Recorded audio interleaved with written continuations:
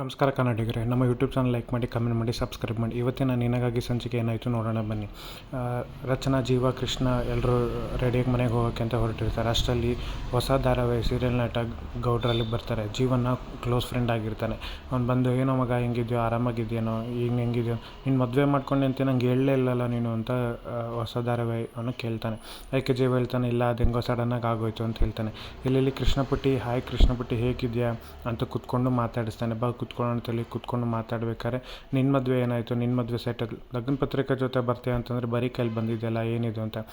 ಮದುವೆ ಸೆಟ್ ಆಗಿದೆ, ಅದನ್ನು ಹೇಳೋಕೆ ಅಂತಲೇ ಬಂದೆ, ನೀನು ಬರಬೇಕು, ಅತ್ತಿಗೆ ನೀವು ಬರಬೇಕು, ಮಿಸ್ ಮಾಡೋಂಗೆ ಇಲ್ಲ ಅಂತ ಹೇಳ್ತಾನೆ. ಅದಕ್ಕೆ ರಚನೆ, ಇಲ್ಲ ನಾನು ಖಂಡಿತ ಬಂದೇ ಬರ್ತೀವಿ ಅಂತ ಹೇಳ್ತಾನೆ. ನಿಮ್ಮ ಹುಡುಗಿ ಕತೆ ಏನೋ ಹೇಗಿದ್ದಾಳು ಅಂತ ಕೇಳಿದಾಗ ಅವನು, ನಮ್ಮ ಹುಡುಗಿ ಹಚ್ಚದ ಗೊಂಬೆ, ಅವಳು ಮುದ್ದಾಗಿದ್ದಾಳೆ ನೋಡೋಕ್ಕೆ, ಅವಳು ತುಂಬ ಒಳ್ಳೆಯವಳು, ಸ್ವಾಭಿಮಾನಿ, ಹಾಗೆ ಅವಳು ಅಪ್ಸರೆ ಅಂತ ಹೇಳ್ತಾನೆ. ಅದಕ್ಕೆ, ಏನಪ್ಪ ಇಷ್ಟೊಂದು ಹೊಗಳ್ತಾ ಇದೆಯಾ ಅಂತಂದರೆ ಆಗಲೇ ಬಿದ್ದೋಗಿದೆಯಾ ಅಂತ ಕಾಣುತ್ತೆ, ಸರಿ ಆಯಿತು ಮದುವೆಗೆಲ್ಲರೂ ಬರ್ತೀವಿ ಅಂತ ಹೇಳ್ತಾನೆ. ಇಲ್ಲಿ ವಜ್ರೇಶ್ವರಿ ಯೋಚನೆ ಮಾಡ್ತಾ ಇರ್ತಾಳೆ, ಜೀವಂಗೆ ಏನಾರು ಒಂದು ಮಾಡಲೇಬೇಕು, ಇಲ್ಲಾಂತಂದರೆ ಅವನ್ನ ತಡೆಯೋದಕ್ಕಾಗಲ್ಲ, ಹಿಂಗೆ ಅದು ತುಂಬ ಕಷ್ಟ ಆಗುತ್ತೆ.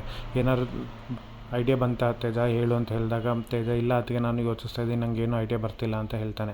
ಅಷ್ಟರಲ್ಲಿ ತೇಜಂಗೆ ಒಂದು ಮೆಸೇಜ್ ಬರುತ್ತೆ. ಅದು ನೋಡಿದ್ರೆ ರಚನಾ ಅಭಿಮಾನಿಗಳ ಜೊತೆ ಫೋಟೋ ತೆಕ್ಕೊಂಡಿದ್ದನ್ನೆಲ್ಲ ವಜ್ರೇಶ್ವರಿಗೆ ತೋರಿಸ್ತಾನೆ. ವಜ್ರೇಶ್ವರಿಗೆ ತೋರಿಸಿ ವಜ್ರೇಶ್ವರಿಗೆ ಕೋಪ ಬರುತ್ತೆ. ಇವಳು ಮಾಡೋ ಕೆಲಸಕ್ಕೆ ನಮ್ಮ ರೆಪ್ಯುಟೇಷನ್ ಹೋಗುತ್ತೆ, ಅವಳ ಹೆಸರು ಹೋಗುತ್ತೆ ಅಂತ ವಜ್ರೇಶ್ವರಿ ಹೇಳ್ತಾಳೆ. ಅದಕ್ಕೆ ತೇಜ ನಗ್ತಾ ಇರ್ತಾನೆ. ತೇಜ ಹೇಳ್ತಾನೆ, ಅದಕ್ಕೆ ಇನ್ಮೇಲೆ ಜೀವನ ಲಕ್ ಬದಲಾಗತ್ತೆ, ರಚನಾ ಅವಳ ಜೊತೆ ಇದ್ದಾನೆ ಅಂತ ಅಂದಮೇಲೆ ಅವ್ನ ಲಕ್ ಬದಲಾದಂಗೆ ಅದಕ್ಕೆ ಅಂತ ಹೇಳಿ ನಗ್ತಾ ಇರ್ತಾನೆ. ಇಲ್ಲಿ ಕೃಷ್ಣನಿಗೆ ತುಂಬ ಹುಷಾರಿಲ್ಲದ ಕಾರಣಕ್ಕೆ ರೂಮಿಗೆ ಕರ್ಕೊಂಬರೋಷ್ಟು ಕೃಷ್ಣ ಜ್ವರದಿಂದ ನಡಕ್ತಿರ್ತಾಳೆ. ನಡಕ್ತಿರೋದನ್ನ ನೋಡಿ ಜೀವ, ಇವಳಿಗೆ ಯಾಕೆ ಇಷ್ಟೊಂದು ಜ್ವರ ಬಂತು, ನಾವು ಇಮಿಡಿಯೇಟಾಗಿ ಹಾಸ್ಪಿಟ್ಲಿಗೆ ಹೋಗೋಣ ಅಂದಿದ್ದಕ್ಕೆ ಕೃಷ್ಣ ಹೇಳ್ತಾಳೆ, ಬೇಡ ಬೇಬಿ, ನಂಗೆ ಹಾಸ್ಪಿಟ್ಲ್ ಏನು ಬೇಡ, ನಂಗೆ ಸ್ವಲ್ಪ ಸುಸ್ತಾಗ್ತದೆ ಅಷ್ಟೇ, ನಾನು ಮಲ್ಕೋತೀನಿ ಅಂತ ಹೇಳ್ತಾಳೆ. ಅದಕ್ಕೆ ಜೀವ ಹೇಳಿದ್ದಕ್ಕೆ ಕೇಳೋದಿಲ್ಲ. ಅದೇ ರಚನಾ ಹೇಳ್ತಾಳೆ, ಆಯಿತು ಬೇಬಿ, ನಾನು ಹಿಂಗೆ ಹಾಲು ಮತ್ತು ಟ್ಯಾಬ್ಲೆಟ್ ಕೊಡ್ತೀನಿ, ತೊಗೊಂಡು ಮಲ್ಕೋಬೇಕು ಅಂತ ಹೇಳ್ತಾಳೆ. ಸರಿ ಅಮ್ಮ ಆಯಿತು ತೊಗೋತೀನಿ ಅಂತ ಕೃಷ್ಣ ಹೇಳ್ತಾಳೆ. ಆಮೇಲೆ ರಚನಾ ಹಾಲು ಮತ್ತು ಟ್ಯಾಬ್ಲೆಟ್ ಕೊಟ್ಟು ಅವಳಿಗೆ ಮಲಗಿಸ್ತಾಳೆ. ಮಲಗಬೇಕಾದ್ರೆ ಅವರಮ್ಮ ಯಾವಾಗಲೂ ಹಾಡ್ತಾ ಇದ್ದಿದ್ದ ಹಾಡನ್ನ ಹಾಡೋಕ್ಕೆ ಶುರು ಮಾಡ್ತಾಳೆ. ಅದು ಹಾಡ್ತಾ ಅವಳು ಅಮ್ಮನಾಗಿ ಬದಲಾಗೋದಲ್ಲ, ಅಮ್ಮನ ಪ್ರೀತಿಯನ್ನು ತೋರಿಸ್ಬೇಕಾದ್ರೆ ಅವಳಿಗೆ ಬೇಜಾರಾಗಿಬಿಡುತ್ತೆ. ನಾನು ಅಮ್ಮ ಅಂತ ಎಷ್ಟು ಪ್ರೀತಿ ತೋರಿಸಿದೆ, ಅವ್ರು ಇಂಥ ನಾಟಕ ಆಡ್ಬಿಟ್ರಲ್ಲ ಅಂತ ಅವಳಿಗೆ ಬೇಜಾರಾಗೋದಕ್ಕೆ ಶುರು ಆಗುತ್ತೆ. ಕೃಷ್ಣ ಹಾಗೆ ಕಣ್ಮುಚ್ಚಿ ಮಲಗ್ತಾಳೆ. ಇಲ್ಲಿ ರಚನಂಗೆ ಯೋಚನೆ ಶುರು ಆಗುತ್ತೆ, ಬೆಳಗ್ಗೆ ಇಷ್ಟೆಲ್ಲ ಆಯ್ತಲ್ಲ, ಅಮ್ಮ ಯಾಕೆ ಹಿಂಗೆ ಮಾಡಿದ್ರು ಅಂತ ಅವಳಿಗೆ ಬೇಜಾರಾಗಿ ಕಣ್ಣಲ್ಲಿ ನೀರು ಬರುತ್ತೆ. ಕಣ್ಣೀರಾಗ್ತಾ ಕೃಷ್ಣ ಮಲಗಿರೋದು ನೋಡಿ ರಚನಾ ಆಚೆ ಬರ್ತಾಳೆ. ಆಚೆ ಬಂದು ಸೀದಾ ಟೆರೆಸ್ ಮೇಲೆ ಹೋಗ್ತಾಳೆ. ಟೆರೆಸ್ ಮೇಲೆ ಹೋಗಿ ಒಬ್ಬಳೇ ಅಳೋದಕ್ಕೆ ಶುರು ಮಾಡ್ತಾಳೆ. ಇವಳು ಓಡೋಗಿದ್ದನ್ನು ನೋಡಿ ಬಾಲ ಮತ್ತು ಜೀವ ಇಬ್ಬರು ಅದನ್ನು ನೋಡ್ತಾರೆ. ಇವ್ರು ಯಾಕೆ ಹಿಂಗೆ ಹೋದ್ರು, ಅವ್ರಿಗೆ ಬೇಜಾರಾಗಿದೆ. ಬಾಲ ಅವ್ರ ಮನೇಲಿ ತುಂಬ ಹೀನವಾಗಿ ಅವಳನ್ನ ನಡ್ಸ್ಕೊಂಡಿದ್ದಾರೆ, ಹಾಗಾಗಿ ರಚನಾಗೆ ಬೇಜಾರಾಗಿದೆ ಅಂತ ಜೀವ ಬಾಲಂಗೆ ಹೇಳ್ತಾನೆ. ರಚನಾ ಮೇಲೆ ಹೋಗಿ ಕೂತ್ಕೊಂಡು ಅಳ್ತಾ ಇರ್ತಾಳೆ. ಅಲ್ಲಿಗೆ ಜೀವ ಬರ್ತಾನೆ. ಜೀವ ಬಂದು ಕೇಳ್ತಾನೆ, ಯಾಕೆ ರಚನಾ, ಯಾಕೆ ಅಳ್ತಾ ಇದ್ದೀರಾ ಅಂತ ಕೇಳಿದಾಗ, ಇಲ್ಲ ಜೀವ, ನಾನು ಅಮ್ಮ ಅಂತ ಎಷ್ಟು ಪ್ರೀತಿಯಿಂದ ಮನೆಗೆ ಹೋದೆ, ಅವ್ರಿಗೇನೋ ಆಗೋಯ್ತು, ಅವ್ರೇನೋ ಮಾಡ್ಕೊಂಡಿದ್ದಾರೆ ಅನ್ನೋ ಕಾರಣಕ್ಕೆ ಪ್ರೀತಿಯಿಂದ ಹೋದೆ. ಆದರೆ ಅವ್ರು ಯಾವುದನ್ನೂ ಲೆಕ್ಕಿಸ್ದಲೆ ಬರೀ ಹಣ್ಣಕ್ಕೋಸ್ಕರ ನನ್ನ ಈ ಥರ ಮಾಡಿದ್ರಲ್ಲ, ಎಷ್ಟು ಮಟ್ಟಿಗೆ ಸರಿ, ನಂಗೆ ತುಂಬ ಬೇಜಾರಾಗ್ತದೆ ಜೀವ, ಇವ್ರು ಮಾಡಿದ್ದು ಸರಿಯಲ್ಲ, ನಂಗೆ ಆ ಪ್ರೀತಿ ಅನ್ನೋದೇ ಬೇಡ. ನಾನಿನ್ನೂ ತಪ್ಪು ಮಾಡಿಲ್ಲ ಜೀವ, ಆದರೂ ಅವ್ರು ಯಾಕೆ ನನ್ನ ಈ ಥರ ನಡ್ಸ್ಕೊತಾ ಇದ್ದಾರೆ, ಬರೀ ಒಂದು ದುಡ್ಡಿಗೋಸ್ಕರ ನಾನು ಈ ಥರ ಮಾಡ್ತಾಯಿದ್ದಾರಲ್ಲ, ಎಷ್ಟು ಮಟ್ಟಿಗೆ ಸರಿ ಇದು, ನಂಗೆ ತುಂಬ ಬೇಜಾರಾಗಿದೆ ಅಂತ ಅಳೋದಕ್ಕೆ ಶುರು ಮಾಡ್ತಾಳೆ ರಚನಾ. ಅದಕ್ಕೆ ಜೀವ ಹೇಳ್ತಾನೆ, ಇನ್ಮೇಲೆ ನಿಮ್ಮ ಮನೆ ಇದಷ್ಟೇ, ಅದಲ್ಲ ಅಂತ ಹೇಳ್ತಾನೆ. ಆದರೆ ಜೀವಂಗೆ ನೆನಪಾಗುತ್ತೆ, ಮಾಧುರಿ ಕೂಡ ಹೀಗೆ ಎಲ್ಲರೂ ಬಿಟ್ಟು ಇಲ್ಲಿಗೆ ಬಂದಿದ್ಲು, ನಾನು ಅವಳನ್ನ ಖುಷಿಯಾಗಿ ನೋಡ್ಕೋತೀನಿ ಅಂತ ಅಂದ್ಕೊಂಡಿದ್ದೆ, ಅವ್ರ ಅಪ್ಪ ಅಮ್ಮ ಅಣ್ಣನ ಎಲ್ಲರೂ ಬಿಟ್ಟು ನನ್ನ ಜೊತೆ ಬಂದಳು ಅಂತ ಜೀವ ರಚನಂಗೆ ಹೇಳ್ತಾನೆ. ಆದರೆ ಇವಾಗ ಮಾಧುರಿ ನನ್ನ ಜೊತೆ ಇಲ್ಲ, ಹಂಗೆ ನೀವು ಎಲ್ಲಿ ಏನಾಗ್ಬಿಡ್ತೀರೋ ಅನ್ನೋ ನಂಗೆ ಭಯ ಅಂತ ಜೀವ ರಚನಂಗೆ ಹೇಳ್ತಾನೆ. ರಚನಂಗೆ ಅವಾಗ ನೆನಪಾಗುತ್ತೆ, ಮಾಧುರಿಗೆ ನಾನು ಕಾರ್ ಆಕ್ಸಿಡೆಂಟ್ ಮಾಡಿದ್ನಲ್ಲ, ಆ ವಿಷಯ ರಚನೆಗೆ ನೆನಪಾಗಿ ರಚನಾ ಅನ್ಕೋತಾಳೆ, ಇವತ್ತೇನಾದರೂ ಆಗಲಿ ಜೀವಂಗೆ ಇರೋ ಸತ್ಯ ಹೇಳಿಬಿಡಲೇಬೇಕು, ಹೇಳಿದ್ರೇ ನನ್ನ ಮನಸ್ಸು ಹಗುರ ಆಗೋದು ಅಂತ ಹೇಳಿ ರಚನಾ ರೆಡಿಯಾಗಿ ಜೀವನ ಹತ್ರ ಮಾಧುರಿನ ಆಕ್ಸಿಡೆಂಟ್ ಮಾಡಿದ್ದು ನಾನೇ ಅಂತ ಹೇಳೋಕ್ಕೆ ಅಂತ ಹೋಗ್ತಾಳೆ. ಅಷ್ಟರಲ್ಲಿ ಬಾಲ ಬರ್ತಾನೆ. ಬಾಲ ಬಂದು ಹೇಳ್ತಾನೆ, ಕೃಷ್ಣನಿಗೆ ತುಂಬ ಹುಷಾರಿಲ್ಲ, ಅವಳು ಮೈ ತುಂಬ ಸುಡ್ತಾ ಇದೆ, ಇಬ್ಬರು ಬೇಗ ಬನ್ನಿ ಅಂತ ಬಾಲ ಬಂದು ಕರೀತಾನೆ.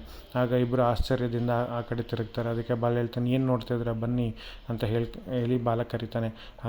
ಆಗ ರಚನಾ ಮತ್ತು ಜೀವ ತಿರುಗಿ ಇಬ್ಬರು ಕೆಳಗೆ ಹೋಗೋದಕ್ಕೆ ಶುರು ಮಾಡ್ತಾರೆ.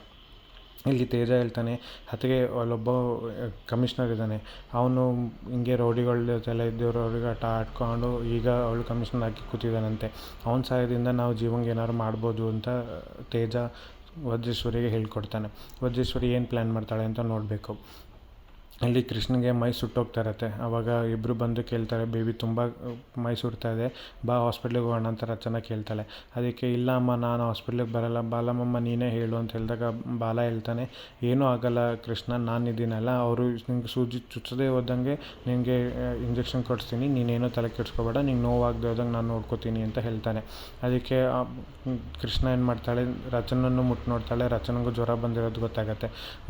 ನಿಂಗೂ ಜ್ವರ ಬಂದಿದೆ, ನೀನು ಇಂಜೆಕ್ಷನ್ ಹಾಕ್ಸ್ಕೊತೀಯ ಅಮ್ಮ ಅಂತ ಕೇಳ್ತಾಳೆ. ಅದಕ್ಕೆ ರಚನೆ ಹೇಳ್ತಾನೆ, ಹ್ಞೂ ಕಂದ, ನಾನು ಹಾಕ್ಸ್ಕೊತೀನಿ, ನೀನು ಹಾಕ್ಸ್ಕೊ ಅಂತ ಹೇಳ್ತಾಳೆ.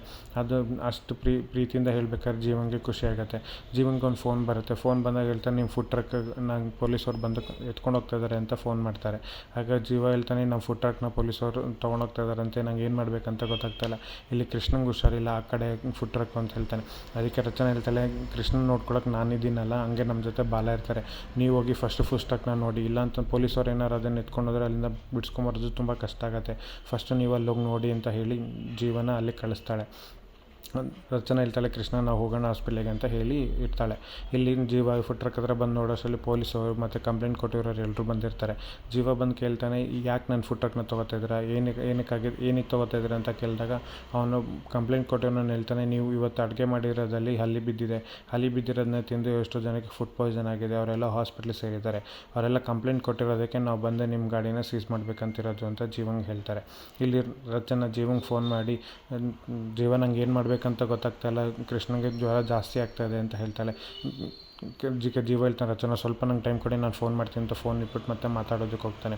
ಸರಿ ಇಲ್ಲ ಸರ್, ಇದು ಸುಳ್ಳು, ನಾನು ಇದನ್ನು ನಂಬೋದೇ ಇಲ್ಲ, ಹಂಗೆ ಆಗೋಕ್ಕೆ ಚಾನ್ಸೇ ಇಲ್ಲ ಅಂತ ಹೇಳ್ತಾನೆ. ಅದಕ್ಕೆ ಪೊಲೀಸನ್ನು ಹೇಳ್ತಾರೆ, ಏನಿಲ್ಲ ಆಟ ಆಡ್ತಾ ಇದೆಯಾ ನೀನು ನನ್ನ ಜೊತೆ, ಏನೂ ಗೊತ್ತಿಲ್ಲ, ನಾವು ಬಂದು ನಿನ್ನ ಕೇಳೋಕ್ಕೇನು ನಾವೇನು ದಡ್ರ ಅಂತ ಪೊಲೀಸವರು ಬೈತಾರೆ. ಅಷ್ಟು ತಿರ್ಗಾ ರಚನಾ ಫೋನ್ ಮಾಡ್ತಾಳೆ ಜೀವಂಗೆ. ಜೀವ ಫೋನ್ ರಿಸೀವ್ ಮಾಡಿ ರಚನೆ ಹೇಳ್ತಾಳೆ, ನೀವೇನು ಎದುಕ್ಕೋಬೇಡಿ, ಇವಾಗ ತಣ್ಣೀರು ಬಟ್ಟೆ ಹಾಕಿದ್ಮೇಲೆ ಕೃಷ್ಣ ಸ್ವಲ್ಪ ಆರಾಮಾಗಿದ್ದಾಳೆ, ಅಲ್ಲಿ ಏನಾಯಿತು ಫುಡ್ ಟ್ರಕ್ ಕತೆ ಏನಾಯಿತು ಅಂತ ಕೇಳಿದಾಗ, ನಾನು ನಿಮ್ಗೆ ಫೋನ್ ಮಾಡ್ತೀನಿ ಆಮೇಲೆ ಅಂತ ಜೀವ ಫೋನ್ ಇಡ್ತಾನೆ. ಜೀವ ಫುಡ್ ಟ್ರಕ್ದು ಒರಿಜಿನಲ್ ಅಗ್ರಿಮೆಂಟ್ ಕಾಪಿ ಮತ್ತು ಫುಡ್ ಲೈಸೆನ್ಸ್ ಕಾಪಿ ತಂದಿರ್ತಾನೆ. ಅದನ್ನು ತೊಗೊಂಡು ಪೊಲೀಸವ್ರಿಗೆ ಕೇಳಿದಾಗ ಪೊಲೀಸವ್ರಿಗೆ ಕೊಡ್ತಾನೆ, ನೋಡಿ ನಂತರ ಲೈಸೆನ್ಸ್ ಇದೆ ಅಂತ. ಪೊಲೀಸರು ಸುಮ್ಮನೆ ಆಗ್ತಾರೆ, ನಂತರ ಲೈಸೆನ್ಸ್ ಇದೆ ಅನ್ನೋದು ನೋಡ್ತಾರೆ. ಕಂಪ್ಲೇಂಟ್ ಕೊಟ್ಟಿರೋ ಮತ್ತೆ ನೋಡ್ತಾ ಇರ್ತಾನೆ. ಮತ್ತೆ ರಚನಾ ಫೋನ್ ಮಾಡಿ ಆ ಕಡೆ ಹೋಗಿ ಮಾತಾಡೋ ಅಷ್ಟರಲ್ಲಿ ರಚನಾ ಹೇಳ್ತಾಳೆ, ಏನಾಯಿತು ಫುಡ್ ಟ್ರಕ್ಕಿಗೆ ಏನಾಯಿತು ಅಂತ ಹೇಳಿ ಅಂತಂದರೆ ನೀವು ಹೇಳ್ತಾ ಇಲ್ಲಲ್ಲ, ಇಲ್ಲಿ ಕೃಷ್ಣಂಗೆ ಮತ್ತೆ ಜ್ವರ ಜಾಸ್ತಿ ಆಗ್ತಾಯಿದೆ ಅಂತಂದಾಗ ಒದ್ದೆ ಬಟ್ಟೆನ ತೆಗ್ಬಿಡಿ ಅಂತ ಹೇಳ್ತಾಳೆ. ಈ ಕಡೆ ಜೀವ ಈ ಕಡೆ ತಿರುಗೋ ಅಷ್ಟರಲ್ಲಿ ಪೊಲೀಸರು ನೋಡ್ತಾನೆ ಇದ್ದಂಗೆ ಅವ್ನು ಕಂಪ್ಲೇಂಟ್ ಕೊಟ್ಟಿರೋನು ಆ ಕಾಪಿನ ಬೆಂಕಿ ಹಾಕಿ ಸುಟ್ಬಿಡ್ತಾನೆ. ಅದನ್ನು ಜೀವನ್ ನೋಡ್ತಾನೆ, ಇವ್ರು ಯಾಕೆ ಇದನ್ನು ನಂಗೆ ಸುಟ್ಟಾಕೋದಲ್ಲ, ನನ್ನ ಕಾಪಿನೇ ಸುಟ್ಟಾಕ್ತಾ ಇದ್ದಾರಲ್ಲ ಅಂತ ಜೀವ ಗಾಬರಿಯಿಂದ ಅದು ನೋಡ್ತಾ ಇರ್ತಾನೆ. ಇದೆಲ್ಲ ನೋಡಿದ್ರೆ ನಂಗೆ ಯಾಕೋ ನಿಹಾರಿಕಾನೇ ಪ್ಲ್ಯಾನ್ ಮಾಡಿರೋದು ಇಲ್ಲ ವಜ್ರೇಶ್ವರಿ ಪ್ಲ್ಯಾನ್ ಮಾಡಿರೋದು ಅಂತ ಅನಿಸುತ್ತೆ. ಯಾರು ಅಂತ ಮುಂದಿನ ಭಾಗದಲ್ಲಿ ನೋಡೋಣ.